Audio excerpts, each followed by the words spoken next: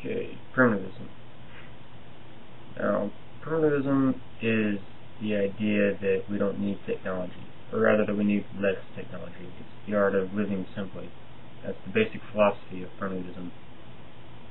Now, a lot of people think this idea doesn't work, but the ironic thing is that I came to the idea of primitivism from Nikola Tesla.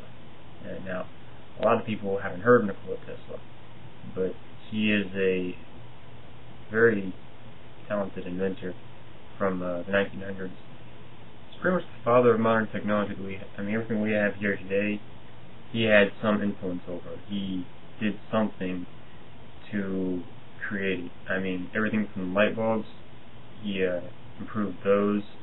Even our power lines we have, the AC currents, that came from Nikola Tesla. Before him, we just had these huge DC currents, which were, massive cables you had to dig trenches for, and if there was a short, you burn all the way back to the transformer and blow that up. Now we just have these AC currents, where if there's a short, fuse goes to the end of the wire, burns that, it works just fine. He built the hydroelectric dam in Niagara Falls that generates electricity from just water. I mean, what made Nikola Tesla so brilliant was the fact that he took something complicated and made it simple. I mean, you've all looked into the hood of a car. The cars we have now, very big, complicated, about 60% fuel efficient. Nikola Tesla made a car engine out of a freaking disc, just a disc. And that one little disc was 90% fuel efficient. All it took was just that little disc spinning around, and you could burn fuel much more efficiently. And it's whenever you think of the world in this way, whenever you make something big and complicated and expensive, it's not really in your best interest, because whenever it's big and complicated and requires so much more energy to run, if there's one problem, it doesn't get enough energy. If one thing malfunctions, the whole thing can collapse. It has to go through so much more relay than just a simple, direct object. Now, Nikola Tesla was the first one who made me realize this, because all of his inventions had that. The reason why we don't use most of his inventions today is because we don't live in a simple, direct, world. Now, in this world, we want to make things as big and complicated and expensive as we possibly can. So we live in a world that contradicts primitivism. So primitivism would be in the reverse of this. Now, if you look at nature, a lot of things are primitive because it's better for them to be primitive. You look at a cockroach. Small, simple, has very few needs. It survived on land, one of the first creatures to even come on land, unchanged for millions upon millions of years. Mice, supposedly they're the ancestors of all mammals. They survived unchanged for millions and millions of years because they're small and simple and adaptable, and they can make very drastic, sudden changes on very little. Whereas all of human civilization, one little housing bubble where 7% of houses foreclosed because of a few bad decisions out on the West, suddenly world economy is disrupted. Civilization is deteriorating. Just like that. Just as easy as that. It's that fragile. It's that much of a contrast between the two. Because our world right now requires big, complex, difficult ways of managing things. But in nature, it's much simpler than that. I mean, people would think that primitivism is a hard life. But no, it's the exact opposite. Primitivism is a simple life. There's a difference between a hard and a simple life. There's very little you have to do.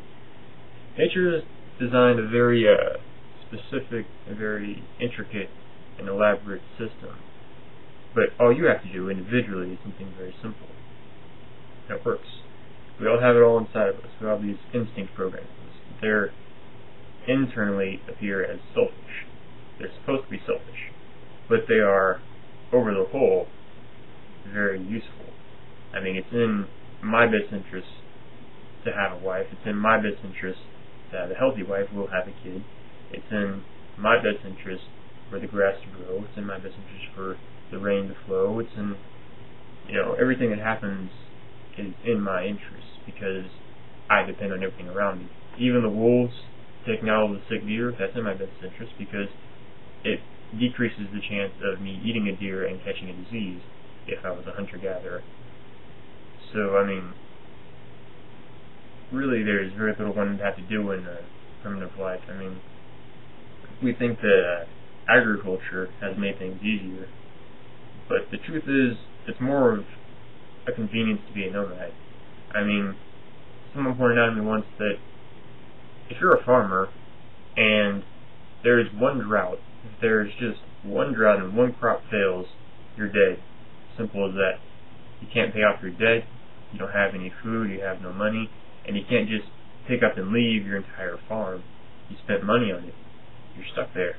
Whereas if you're a nomad, crop fails, oh well, we'll move over there. Plenty of land for free right over there. Nothing to worry about. Your prey animals disappear, you get the deer that you hunt, oh well, move up south. Maybe we'll see if we can find something over there. Always more animals to hunt. So there's not really much of a problem for a nomad. I mean, they're much more adaptable because they need less. Because they live on less. So simplicity is in your best interest.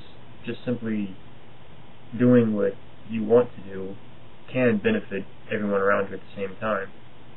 I mean, we have this Western concept of duality where bad things will happen in nature, that if we're off by ourselves, bad things will happen to people. But you're not really looking at things in the right way. Nature doesn't work in positive, negative, good, or evil. That's a societal construct. We've invented that everything in nature has a purpose. The summer and the winter have a purpose. Neither one is good or bad. Every wound that you heal from makes you stronger. Every hardship that you face makes you wiser. Everything that happens for a reason. There's no good or bad. No. There's just adapting, evolving, becoming better. And that's what primitivism, to me, is about.